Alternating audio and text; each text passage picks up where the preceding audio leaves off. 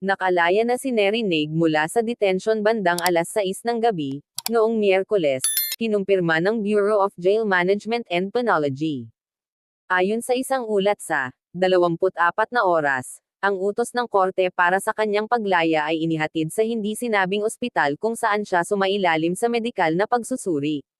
Si Neg ay inaresto noong ika-23 ng Nobyembre dahil sa kasong syndicated estafa at paglabag sa Securities Regulation Code. Naghain ang kanyang kampo ng motion to quash laban sa kanyang warrant of arrest, sa pagsasabing hindi naabisuhan ang aktres sa mga paratang laban sa kanya.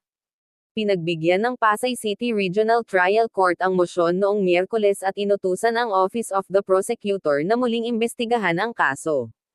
Tulad ng nakikita sa ulat ni June Veneracion sa 24 na oras, ang mga dokumento ng korte ay nagpapakita na si Neg ay inisyuhan ng sepina ng tanggapan ng paiskal, ngunit ito ay naihatid sa maling address. Ang kawalan ng tamang paunawa sa akusado si Miranda sa tahasang paglabag sa kanyang karapatan sa konstitusyon sa angkop na proseso ng batas ay nagpapawalang bisa sa paunang investigasyon na isinagawa ng OCP Pasay City, sabi ng korte.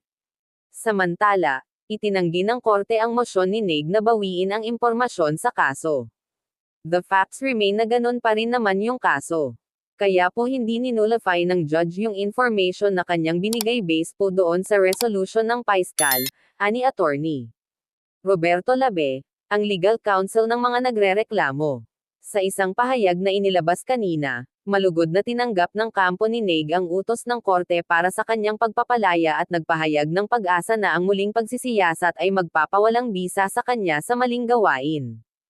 Kami ay nagpapasalamat sa desisyon ng korte, na binibigyang diin ang konstitusyonal na karapatan ni Neri sa angkop na proseso.